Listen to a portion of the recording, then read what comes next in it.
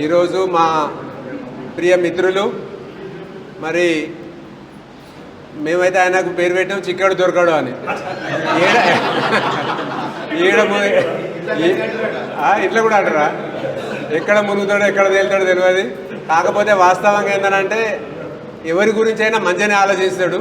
ఏదైనా చేద్దామని ముందడ పెట్టుకుంటే దాన్ని పని చేసేదాకా కూడా వదిలిపెట్టాడు. వాస్తవంగా ఇంత పెద్ద ఎత్తున చేసుకుంటే అవసరం లేదు, మేము మీ ఇంటికే వస్తాము అని ప్రకాష్ అన్న కానీ మరి ప్రదీప్ అన్న వీళ్ళందరూ కూడా వారికి చెప్పడం జరిగింది. ఇంటికి వచ్చి ఆశీర్వదిస్తామంటే లేదు, ఇది 25వ వివాహ వార్షికోత్సవం చేసుకునేది ఉంటే మేము ఆ సందర్భంగా తిరుమల వెంకటేశ్వర స్వామి మమ్మల్ని పిలిస్తే మేము హుటాహుటి వెళ్ళిపోవడం జరిగింది. వారు ఆశీర్వదించడం జరిగింది.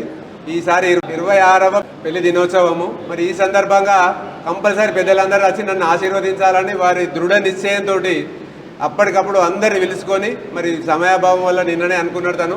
ఇంకా చాలామంది పెద్దలు వచ్చేది ఉండే, వారికి కావాల్సిన వాళ్ళు ఇంకా చాలామంది ఉండరు, మరి పిలవలేకపోయినా అని తన కొంచెం ఫీలింగ్ ఉన్నది.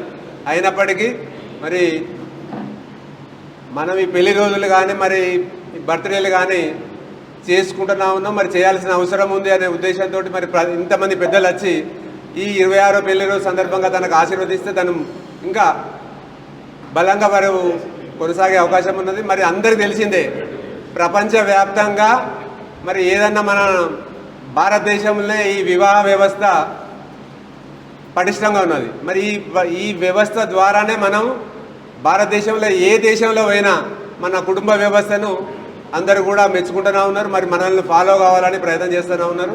మరి వేరే దేశాలలో చూస్తే సంవత్సరం కలిసి ఉంటారా ఉండరా, 2 సంవత్సరాలు కలిసి ఉంటారా ఉండరా అనేది భావంతో ఉన్నది.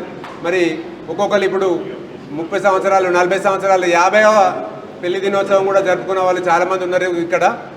మరి పెద్దలందరూ కూడా ఆశీర్వదించి ఇటువంటి పెళ్లి రోజులు మరెన్నో జరుపుకోవాలని మా భూపతన్న మరి మళ్ళీ మమ్మల్ని వీలైతే పిలిచి ఇంకా బ్రహ్మాండమైన చేస్తాడని భావిస్తూ మరి 100 సంవత్సరాలు వారిద్దరు జీవించి ఈ దేవదేవులందరి ఆశీర్వాదాలు, మరి పెద్దలందరి ఆశీర్వాదాలు వారి కుటుంబానికి వారికి లభించాలని కోరుకుంటూ భూపతన్న మీకు happy marriage day, all the best, good luck.